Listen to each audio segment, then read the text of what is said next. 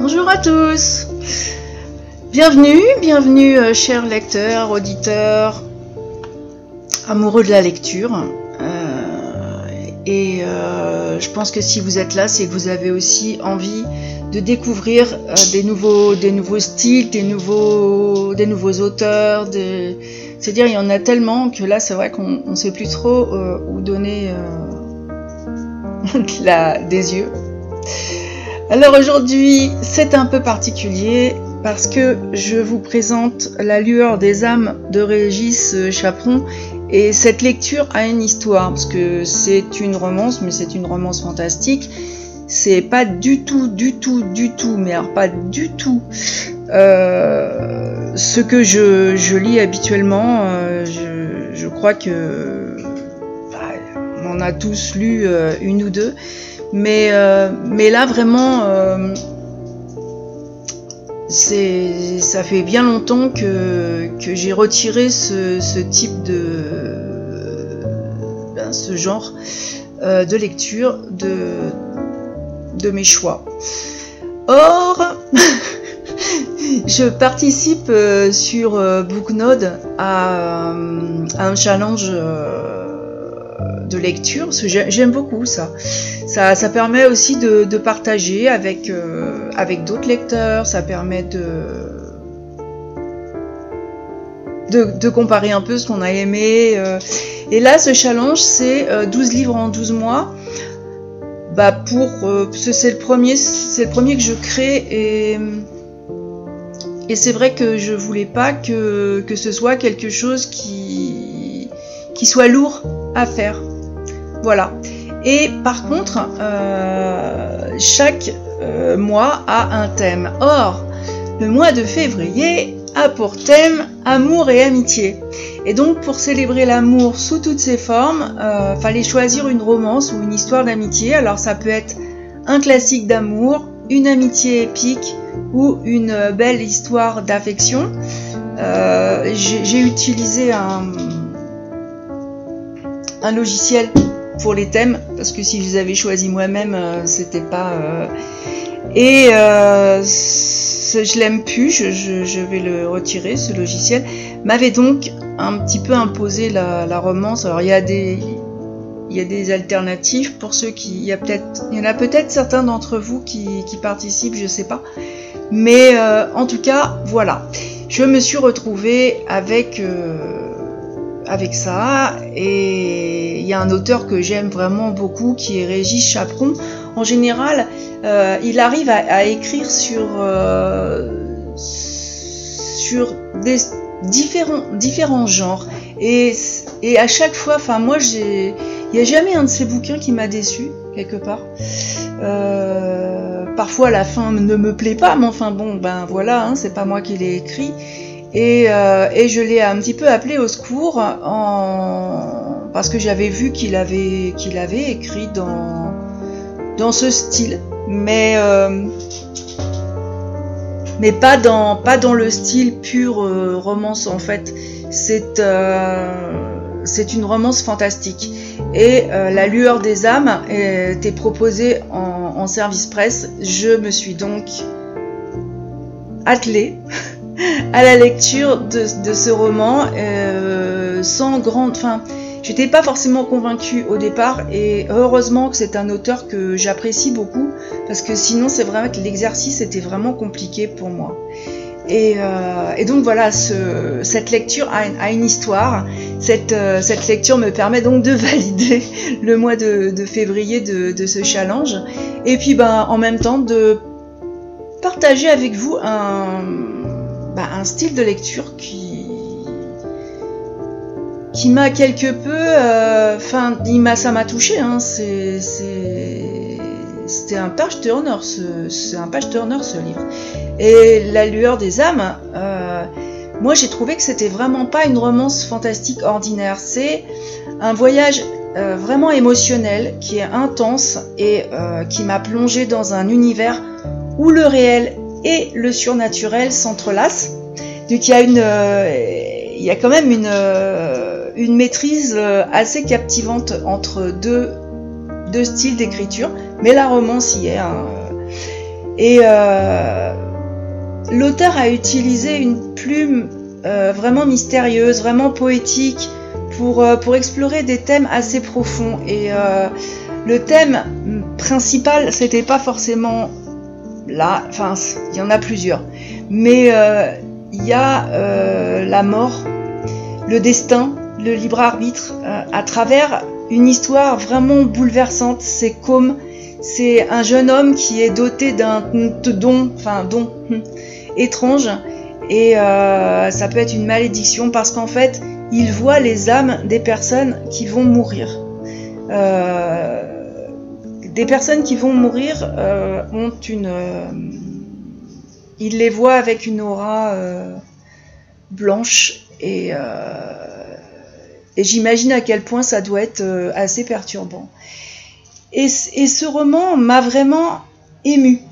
Alors, comme j'ai vraiment pas l'habitude de lire des romances, c'est vrai que cette manière dont Régis Chaperon traite un sujet particulièrement délicat, ça m'a tenu en haleine jusqu'à la dernière ligne, et ça, c'est, je dis bravo, parce que c'est pas évident. Et dans ce que je vais dire après, je vous propose une exploration de cet univers. Il est assez fascinant, et j'en ai fait une analyse narrative, émotionnelle, qui dévoilera toute la profondeur de La Lueur des âmes. Vous savez que je fais pas de résumé parce que je trouve que, en plus, Régis Chaperon n'écrit pas des pavés de 800 pages, donc c'est vrai que c'est compliqué de pas spoiler, et c'est vraiment dommage parce que tout est dès les premières pages en fait. Et je préfère vous présenter un retour de lecture, comment dire, un ressenti, plutôt qu'une véritable chronique littéraire, quoi. Enfin, quoique visiblement il y a certains auteurs qui préfèrent ça comme ça. Donc, moi j'ai trouvé en tout cas cet univers fantastique, très fascinant et vraiment captivant. C'est son plus grand atout à ce roman, parce que il réside dans son univers fantastique qui est singulier, et Régis Chaperon est arrivé à créer une ambiance qui est à la fois envoûtante, qui est inquiétante, et il y a le surnaturel bien sûr je vous en ai parlé, c'est pour ça que je dis bien sûr, qui s'intègre harmonieusement au réel, parce qu'on vit dans un monde bien réel. Donc vraiment, dès les premières pages, j'ai été plongée dans un monde où les âmes des mourants apparaissent à Côme comme des lueurs très éphémères, et je me suis mise un peu à sa place parce qu'il vit certaines choses, et c'est un témoin silencieux d'un destin inéluctable. Et ce pouvoir de voir les âmes sur le point de partir, moi je trouve que c'est à la fois un don et une malédiction, parce que Côme vit avec un véritable fardeau. Alors c'est depuis son enfance, il peut pas partager son secret parce que il risque de passer pour un vrai cinglé, et l'auteur décrit avec une précision vraiment émotive la solitude et puis l'angoisse de ce personnage qui est quelque peu torturé au début, et confronté à un savoir qu'il ne veut pas, en fin de compte. Il n'a rien demandé. Alors pardonnez-moi, je me suis pris un thé. Il y a le thème du destin, qui est un destin inévitable. C'est assez magistralement exploré à travers le dilemme moral justement de ce personnage Côme. Parce que on se dit, ok, il voit que les gens vont mourir, mais peut-on changer le destin, ou est-ce qu'on est condamné à le subir? Vous allez voir que il y a la fin est superbe et je vais pas en parler, mais cette question philosophique, elle sous-tend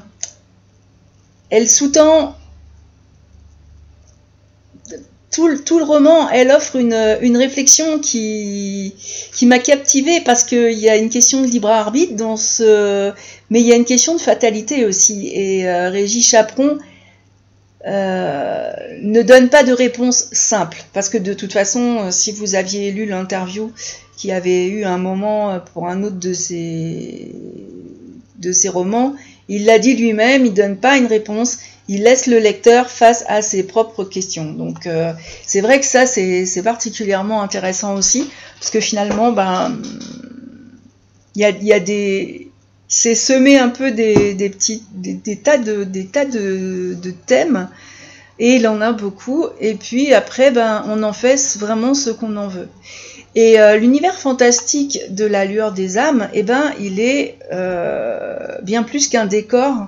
Moi je trouve que l'univers est devenu un personnage à part entière et un miroir des angoisses quelque part et des espoirs de Combe.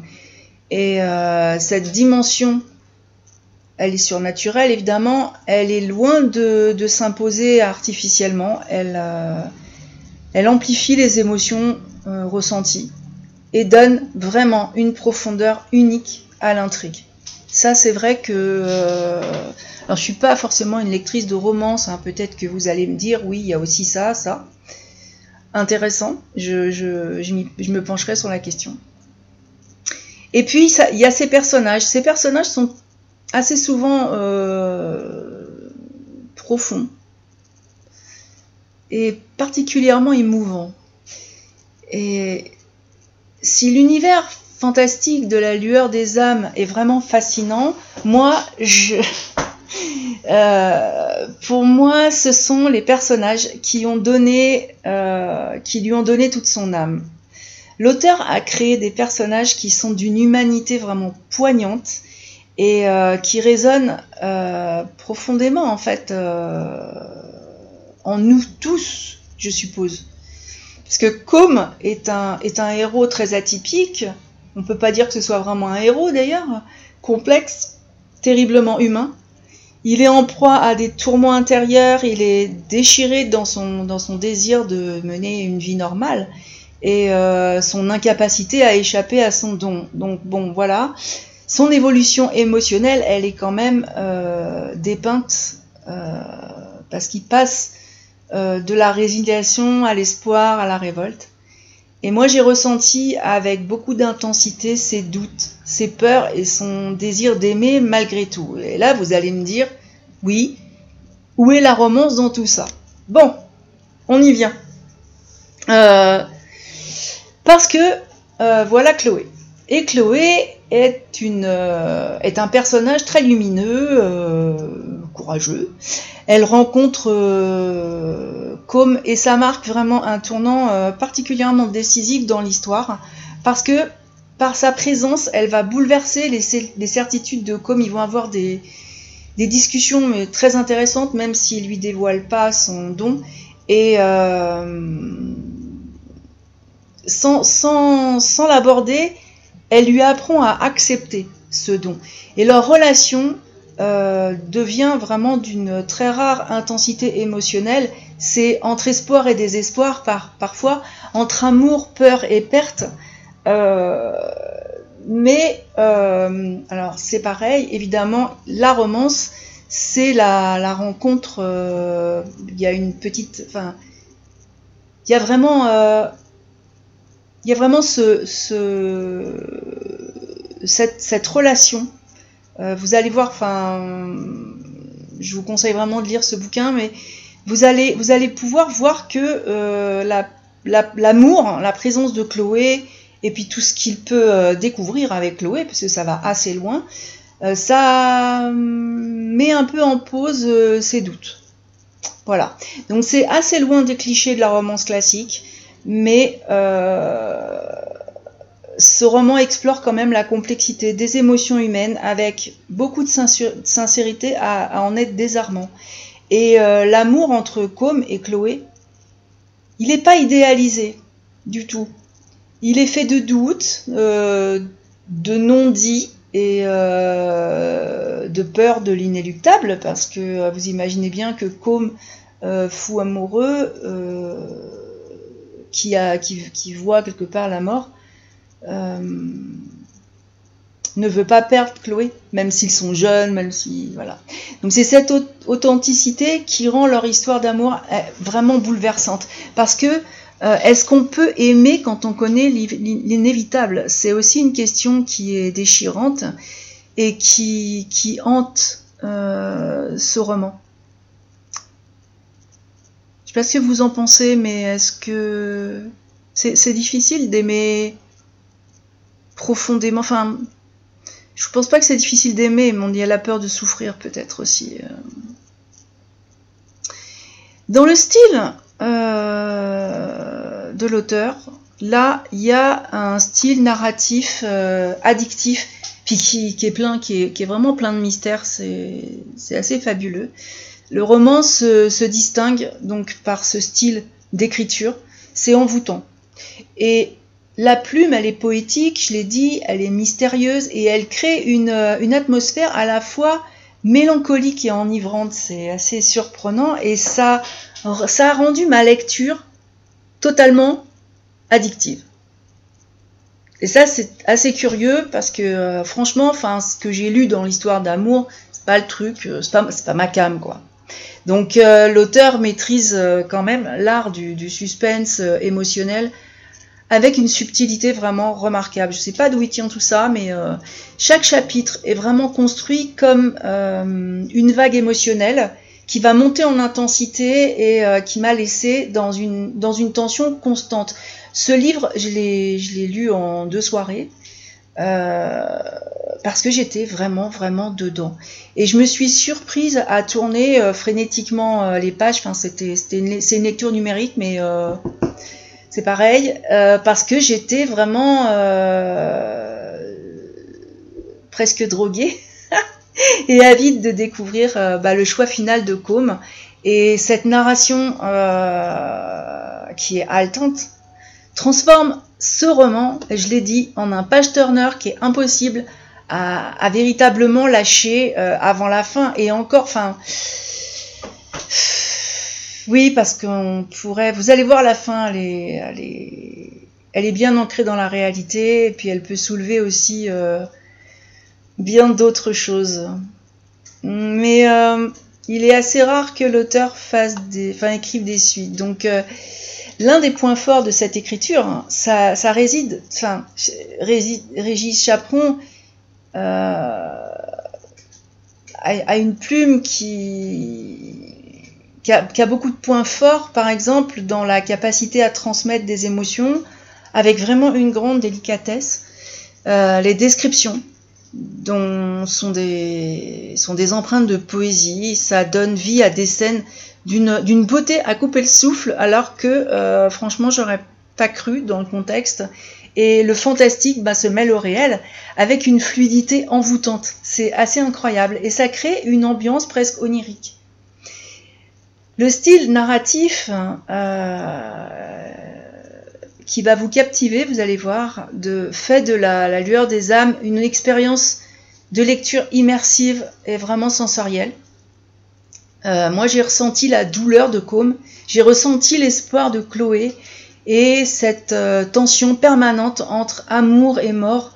Et chaque mot résonne avec une justesse émotionnelle qui laisse une empreinte vraiment indélébile dans mon cœur.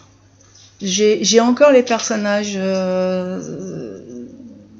donc c'est bizarre parce que ça change un peu mon opinion sur la romance, comme quoi on peut mettre une histoire d'amour qui n'est pas une simple histoire d'amour, on peut écrire du fantastique qui n'est pas simplement du fantastique, et ce mélange des genres, moi je dis, tu dois absolument lire La lueur des âmes. Voilà. Et c'est parce que c'est pas qu'une romance fantastique, voilà, c'est une exploration émotive, philosophique de l'amour.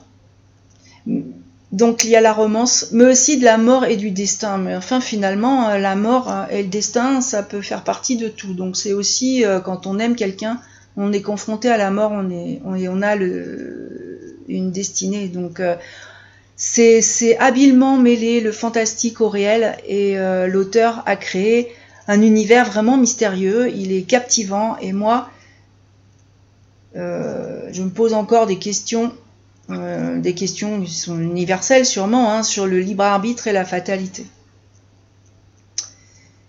Comment vous exprimez à quel point ce roman m'a bouleversée par sa profondeur émotionnelle, par ses personnages, par la beauté poétique, par l'écriture.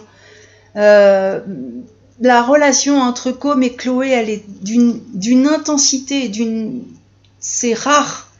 Et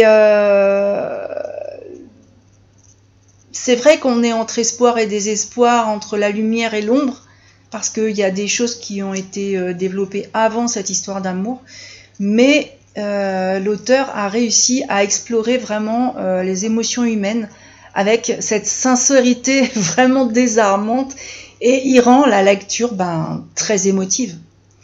Et j'ai beau lire, je vais pas dire œuvre complète, mais pas loin, je ne me lasse pas. Je ne me lasse pas, j'en ai encore 3 dans ma palle, et comme quoi, je l'avais dit pour un autre auteur, pour un autre sujet, mais comme quoi un auteur, par son écriture, peut changer mon regard, en tout cas, sur, bon là c'est un style littéraire. Et si vous êtes à la recherche d'un livre qui va vous faire vibrer, réfléchir, pleurer, il est fait, voilà, La lueur des âmes, c'est fait pour ça. Et par contre, préparez-vous à être vraiment bouleversé, à remettre en question aussi votre propre perception de la vie, de la mort. C'est un sujet qui est souvent tabou, la mort, et là bon, c'était pas le sujet qui m'a dirigé vers le livre, mais n'empêche que c'est assez bien abordé. Donc j'espère que vous êtes tous prêts à plonger dans cet univers fantastique, émouvant, à découvrir le choix déchirant de Com, parce que allez voir, hein. Il faut arriver à la fin pour ça, et je vous invite à lire et à partager aussi. C'est bien de partager les avis lecture. Vous allez voir que sur un seul roman, on peut avoir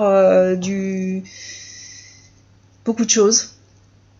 Aimer ou ne pas du tout apprécier. Et c'est intéressant. Alors, dire j'aime pas, c'est pas... Mais par contre, moi, il y a des personnes, il y a des lecteurs qui donnent leur avis sur justement ce qu'ils n'ont pas aimé, et je trouve ça très intéressant.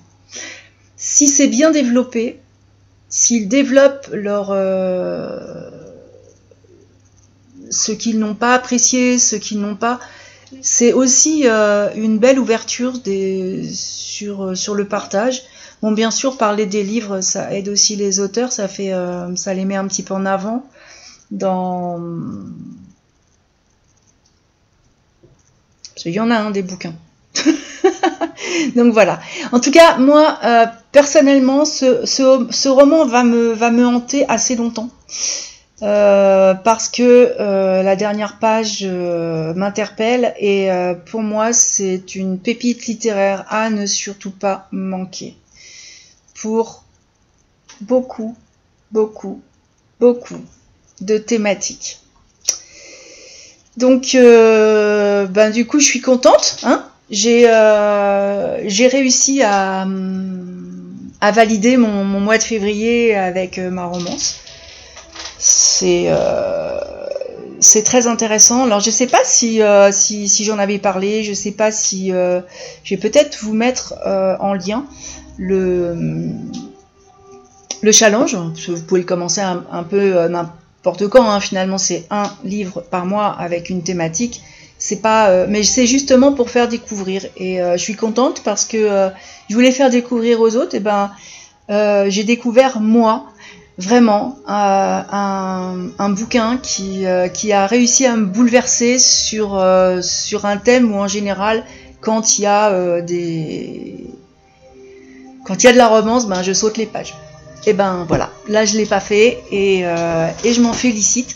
Je remercie vraiment du fond du cœur Régis Chaperon, déjà pour la confiance qu'il m'accorde toujours et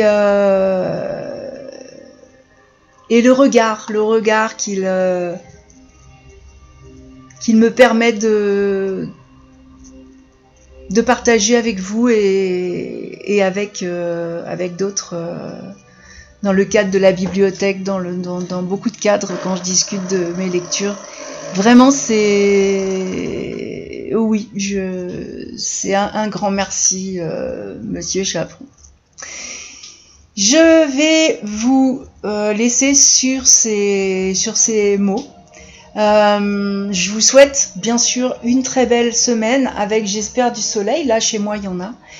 Et puis, je vous dis, vous avez l'habitude. À la prochaine!